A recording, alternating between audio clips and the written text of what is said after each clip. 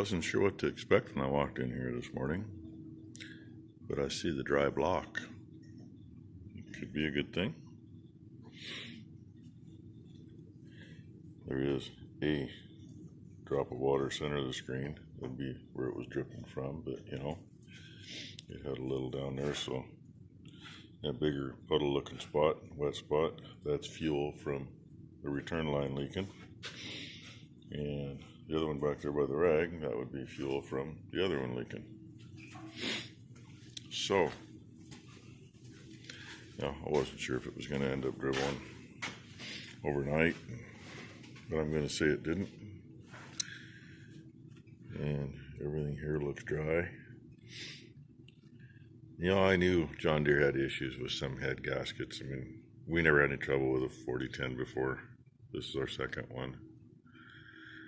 We had a 4430, and remember which side of the block it was on, but the whole side of the block was wet from oil all the time because they put an oil passage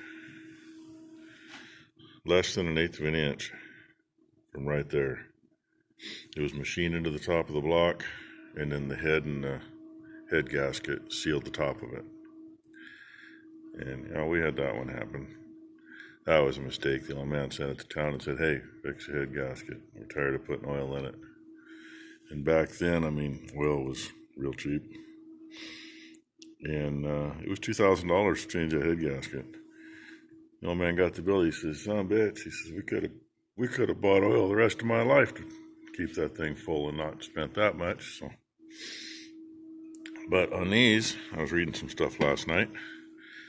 The oil passage is literally, get my finger to the right spot, about right here.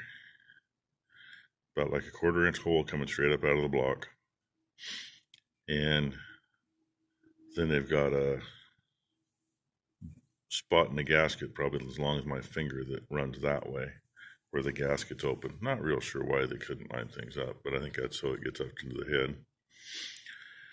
And that is apparently a spot that they like to dribble oil. Well, knock on wood. I gotta find some. It ain't very close. Knock on my head. There we go.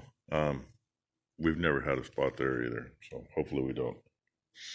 Oh yeah, and I opened the door this morning. Expect Rainy to come in. Red was actually the last one in. He needs to move his butt. But Whiskey and Blue were the first two through the door. They decided they wanted to come in this morning, and it's not that cold.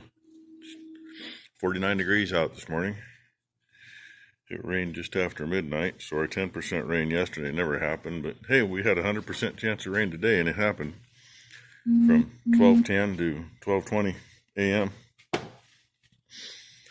I guess I'm going to start cleaning this mess up. I'll check fluids again too. They should be fine. I checked the engine oil last night. Amazing. Still looks like new oil. Well, I've checked a bunch of stuff over. Put a bunch of tools away. Picked a bunch of crap up. We're going to see if she'll start without any ether this morning. And I forgot I bent that muffler going in, down where the loader's parked. I don't know, we were trying to reach in and get something or put something in the barn, and I knew it was close. And I bumped the gutter, and the gutter didn't give, but the muffler did, and I can't move it back forward. So. But it's back on there, so it should be a little quieter now. Oh, I can't fire it up yet. I just dipped the fuel tank, and being a dip, I didn't put the cap back on.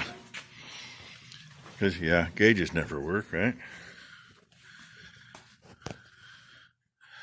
Ugly cap, huh? That's what happens when they're that old.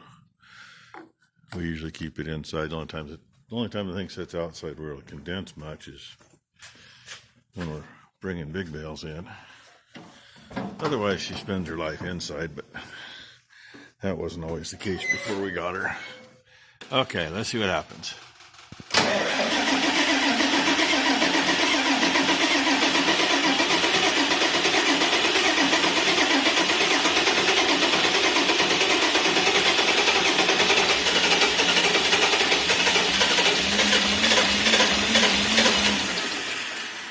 Well, almost.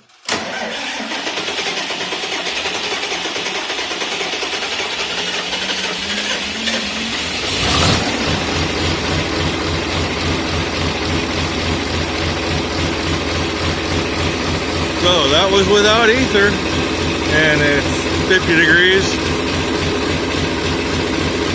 Before we did this, at 50 degrees it wouldn't have started without ether. So that's a plus. I'm going to go find me a hill to drive up and down a little bit. And at least get some of the break-in period taken care of. Magic of video. There she is. All dressed up again except for the loader. The only thing we didn't get in is there's a foam piece goes over the top of the radiator, and we replaced it years ago with a piece of pipe insulation. And couldn't get the head down with it where it belonged. Couldn't get it shoved back in there afterwards. So, you know, we'll see. We may weasel something in there. Really didn't find squat for leaks. We may or may not have an oil leak at the back corner. I think it was probably diesel from when we bled it. And there may have been a little bit of coolant on the back, but I don't know where it came from. I couldn't see anywhere. Yeah, I don't know. Ran her fine. I give it about 3 miles on the road, pulling as many hills as I could get to. So it's probably as close to being broke in as it's going to be until we actually get to using it much. And even then, I mean, the thing doesn't work hard. Spot on the ground is from the front PTO. It's always had a drip there. And see, that's usually always turning because the loader on it with a PTO pump. We did have a little dribble out of the blow-by. It was water, but there's no water in the oil. So I'm assuming it's just because a little condensation. I mean, not like there shouldn't be some today. So hopefully we're good. Either way, it's together. And I was hoping to get the loader on today, but we're going to do a little changing on it. I'm going to put couplers for the hoses between the valve and the tank. Unfortunately, I don't have any females, just the males. So I'm going to look around. Maybe I'll find a couple. I got a few places. I got some hydraulic stuff hiding. So hopefully I can find a couple, and then we'll get that so we can put it on. Well, I didn't find any other couplers yet. I didn't look everywhere either. Went in for lunch and got to watching some TV with Becky and just didn't get very far. So came back out here. I did look a couple places for other couplers, but I got like 4 different places. There's some hydraulic stuff. Some of it is easy to get to and some of it is not. So instead of messing with that, I shut this off this morning because I'm assuming they're bushings and not bearings on the blower fan. We're making some noise, so I just took care of that again. I mean, you know, they've got to be shot. I hate to guess how old that is. That came out of the fire station a mile away that, hell, it got tore down basically over 20 years ago. That's when the new one got built. Probably like 25 years ago anyway. Ended up with that and the trusses out of the old building. And the trusses are what make up our big bale barn.